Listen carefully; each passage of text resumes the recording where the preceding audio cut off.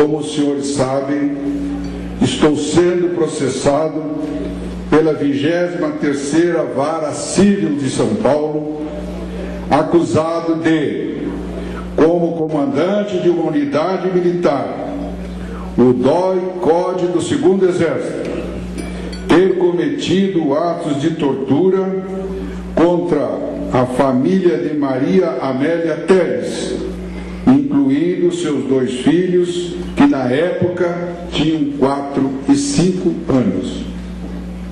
Ao final de dezembro de 1972, a gráfica clandestina do PCdoB foi localizada e estourada. Os responsáveis por esse aparelho de imprensa eram Maria Amélia Teles e seu marido, César Augusto Teles. Na ocasião, estavam com eles os 2 filhos do casal, Janaína, de 5 anos, e Edson Luiz, de 4 anos, além de Crimeia Schmidt de Almeida, irmã de Maria Amélia, que se fazia passar por babá das crianças. Os adultos foram presos e as crianças, como não poderiam ficar sozinhas em casa, foram conduzidas ao DOI. Ao chegarem, entrevistei o casal e lhes disse que as crianças não poderiam permanecer naquele local. Perguntei se tinham algum parente em São Paulo que pudesse se responsabilizar por eles. Responderam que as crianças tinham tios em Minas Gerais. Pedi o telefone deles para avisá-los do que acontecia e indagar se poderiam vir a São Paulo para receber os 2 filhos do casal. Feito o contato, esses familiares pediram alguns dias de prazo para viajar à capital paulista. Decidi que, enquanto aguardávamos a chegada dos tios, as crianças permaneceriam sob o cuidado do juizado de menores. Nesse momento, Maria Amélia e César Augusto pediram para que seus filhos não fossem para o juizado. Uma policial militar que assistia ao diálogo se ofereceu para ficar com Janaína e Edson Luiz até a chegada de seus tios, desde que os pais concordassem com o oferecimento, o que foi aceito na hora pelo casal. Movido mais pelo coração do que pela razão, achei que essa era a melhor solução. As crianças foram levadas para a casa da gente. Para que não sentissem a falta dos pais, diariamente eram conduzidas ao DOI para ficar alguns tempos com eles, em torno de 2 horas. Isso se repetiu até a chegada dos parentes. Nesse dia, Janaína e Edson Luiz foram entregues aos seus tios na presença dos pais. Em abril do corrente ano, fui surpreendido com uma notificação judicial onde, em uma extensa acusação de 46 páginas, eu era acusado dos crimes de tortura, sequestro, cárcere privado dessas crianças e de tortura de seus pais e de sua tia Crimeia. Ao receber essa notificação, deu-me o magistrado o prazo de 15 dias para minha contestação. Caso isso não ocorresse, eu seria declarado culpado. A minha primeira preocupação foi de, por intermédio de seus assessores, informar o comandante do Exército, General Francisco Albuquerque, pois eu era o primeiro militar que eles tentavam processar por tê-los combatido. Após 8 dias de espera, recebi a resposta de que o general nada faria a respeito. Durante os 7 dias que me restavam, procurei um advogado em São Paulo que aceitasse fazer a minha defesa. Com a ajuda do meu amigo, Dr. Davi dos Santos Araújo, delegado de polícia de São Paulo, meu antigo comandado no DOI, onde com bravura desempenhou suas funções, em poucas horas fui colocado em contato com o Dr. Paulo Esteves, um dos maiores criminalistas de São Paulo, que aceitou fazer a minha defesa. No dia seguinte, já estava na capital paulista para que o Dr. Paulo Esteves, nos 5 dias que restavam, apresentasse a minha contestação. A esse bravo companheiro, que não me deixou só num momento tão difícil, rendo aqui a minha homenagem.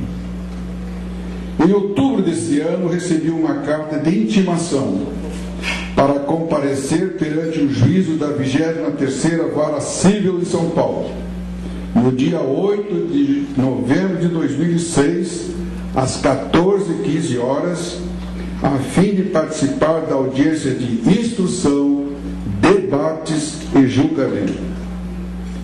Viajei a São Paulo e no dia marcado estava pronto para ser submetido ao julgamento. Às 12h encontrava-me no escritório do meu advogado quando tomamos conhecimento de um despacho do juiz que assim dizia: como os autores renunciaram à colheita do depoimento pessoal do réu, não vê o juízo fundamento para aplicar o artigo 342 do Código de Processo Civil. Portanto, essa prova não será acolhida. Por manobras jurídicas, não fui ouvido aqui em Brasília por carta precatória. Meus acusadores queriam a minha presença no tribunal, no dia do julgamento, e ao mesmo tempo não queriam o meu depoimento. Estava montado o circo para que eu fosse execrado publicamente. As TVs já tinham instalado seus equipamentos. Mais de 90 militantes organizados me aguardavam. Cerca de 30 repórteres e fotógrafos ansiosamente esperavam a minha entrada no tribunal. Tudo estava montado para que as TVs exibissem nos seus noticiários da noite e nos jornais do dia seguinte, em manchetes, o coronel torturador, afinal, sendo julgado. Nessa triste hora, ao meu lado, estava a minha querida mulher, Joseíta, essa dama de ferro, que com sua garra, com sua inteligência e, acima de tudo, com seu amor, está sempre ao meu lado. Ela fez questão absoluta de, junto comigo, pisar na arena daquele circo vergonhoso. Além da Joseíta, lá estavam comigo alguns dos meus antigos comandados do DOI e até o Ney, filho de um oficial amigo nosso.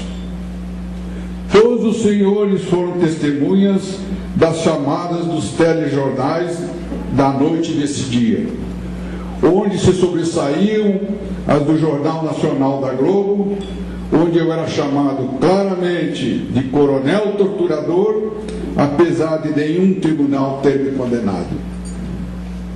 Imagino o constrangimento que minhas filhas Patrícia e Renata devem ter sentido ao verem as fotos de seu pai mostrada a milhões de telespectadores de modo vil e desumano, baseadas tão somente em acusações orquestradas de militantes revanchistas.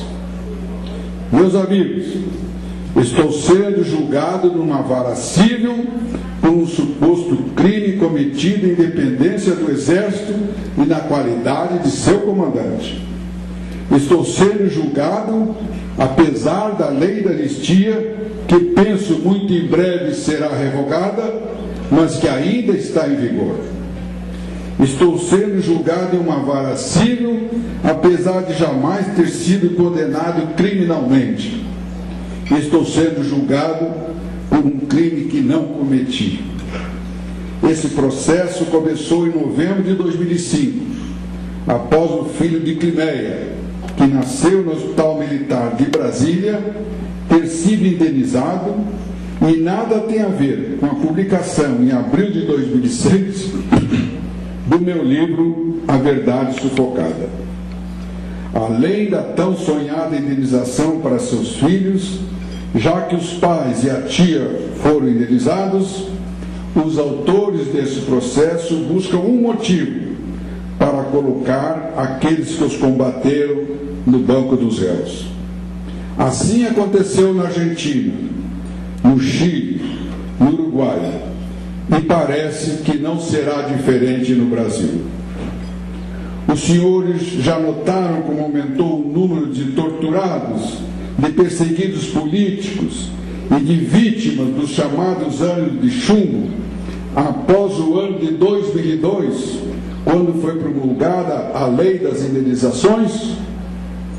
Senhoras e senhores, em meu nome e dos que de alguma forma combateram a luta armada, agradeço ser sensibilizado, emocionado e principalmente fortalecido com todo o apoio que tenho recebido.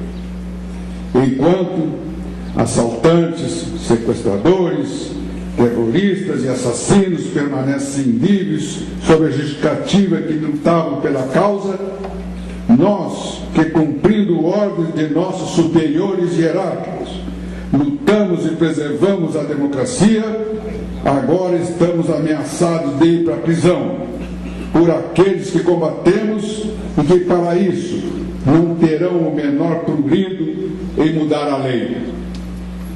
Quando, com pesar, assisto tudo isso, só me vem à mente a frase que me acompanha desde o início da minha vida militar, pronunciada pelo tenente de artilharia Antônio de Siqueira Campos, um dos 18 do Forte, e considerado a maior expressão da história do movimento tenentista. A pátria, tudo se deve dar, e nada pedir, nem mesmo opressão. Obrigado.